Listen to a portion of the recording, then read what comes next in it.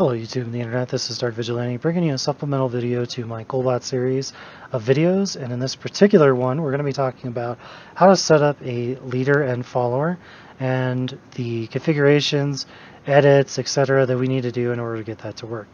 So just to preface this video a little bit, I'm not going to go into extreme detail of what all you can do. I'm not going to show how to do certain things because I want to keep this video down to a certain length, and I also want to keep this very simple because I feel like this is what the vast majority of people have asked me to do and have asked me to show. If you guys are interested in learning more, I will be happy to make more videos in the future. However, for now, I'm just going to leave it very simple and keep it along these lines. So, the first thing we need to do is edit our leader's character configuration file. Now I am going to assume a couple of things here. And number one, I'm going to assume that you've already set up your character configuration files for both your leader and your leecher. If you have not done both of these things, you need to go do these before you do any of the following steps, because it will not help you unless you make sure that you've gone ahead and done that already. So as you can see here, line number 380, we need to change public mode to either 0, 1, 2, or 3. By default, I believe it is set to 0. If you leave it as 0, your leader will not invite or accept an invite from any character that joins their game. Therefore, we need to change this to either a 1, a 2, or a 3. 1 is by far the easiest because then it can invite and accept invites at the exact same time. So I suggest 1. Next up, we're going to make sure you save this before you leave it.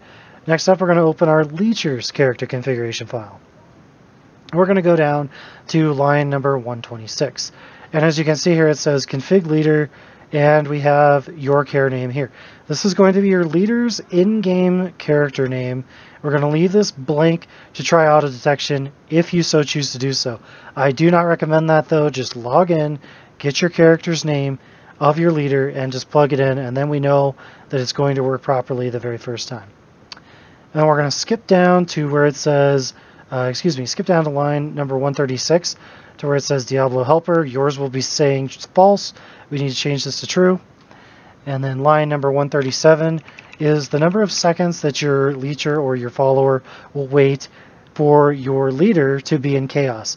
If this number of seconds is not high enough and your leader does not reach chaos in time, your follower will exit the game, which is why I have increased these seconds to a much higher number. Yours does not need to be as high as mine, however, it probably won't hurt to have it at a higher number. Next up, we have whether you want to start at the entrance or at the star, true for entrance, false for star on line number 138.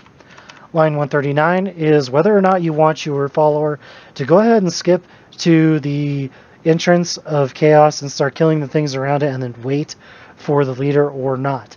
If you want your leecher to do that, go ahead and hit true. If you do not want your leecher or follower to do that, make sure that you hit false, or type in false, or type in true, I should say.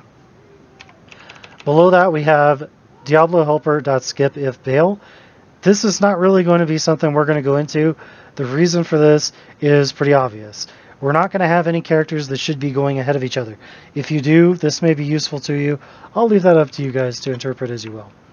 Let's skip down to line number 145, and we have scripts.Diablohelper equals either true or false if you want to do Baal or not.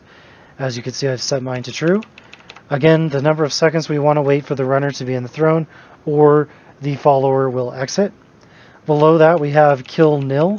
If you want to kill nil before you go to the throne room, you can do so by changing this to true.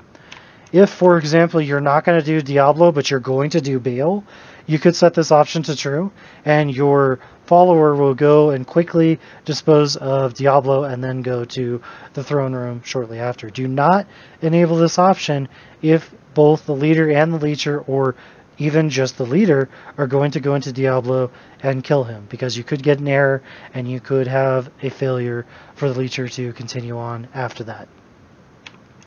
Below that, we have Dole Quit. If you change this to true, if there are dolls present in the throne room, which are those nasty little buggers that explode when they hit you, or excuse me, when they die, and they typically kill squishy characters, set this to true. I like to leave it to true because even if I die 1 out of 100 times, it could be that 100th time that I'm on level 98 and I lose 2 or 3 works worth of experience. So personally, I recommend turning it to true. Below that, on line 150, we have kill Baal. If you want to kill Baal, turn this to true. If you do not, turn it to false. And then last but not least, we have Diablohelper.skipTP.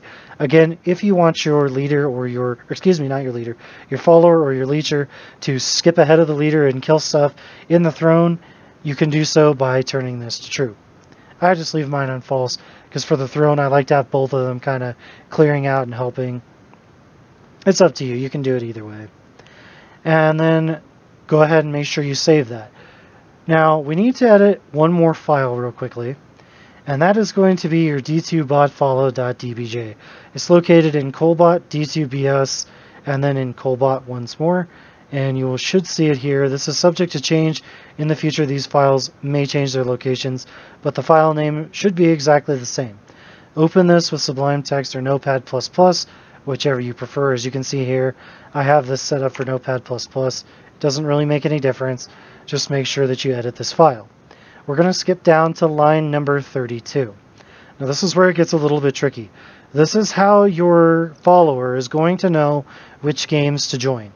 And what it's going to do is it's going to check d2bot.exe. It's going to check whichever profile that you plug in here, and it's going to find the name of the game and the passwords that are being used for said game. So what you're going to do is you're going to plug in your leader's profile name in d2bot.exe. So for example, here's my leader's name, Dark, in my profile name. I'm going to plug that in there, and I have Druid as my leader's name. As you can see here, here's Druid. So just make sure that you plug both of those in order to have this work properly. And again, you're going to go up to File, and you're going to hit Save. Now, you're pretty much done at this point. The only other thing that I would highly recommend that you do is you can edit a final file. It's actually multiple files. And again, this is not needed, but I do recommend it. If you go into Kolbot, libs, and then into bots, you're going to find your Baal.js, your Diablo.js, and these two should be edited. The reason why I say this is as a stock configuration, your leader may say certain things out loud, and repeated phrases that are repeated out loud in either above your head or in the in-game chat is an easy way to get you banned. It's a proven method that Blizzard has detected over a long period of time that we have shown to get you banned. So therefore, I am going to leave my edited Baal.js and my Diablo.js files in the paste bin link in the description for you to paste in and hopefully avoid all of those text, like repeated text, I guess you could say notifications that the bot typically delivers. So again, this is optional. You don't have to do it if you don't want to. That's perfectly up to you. I hope this makes sense, guys. If it did, please leave me a like and subscribe if you haven't already. If you're able or if you want to, I do accept donations through Streamlabs. The link will be, again, down below.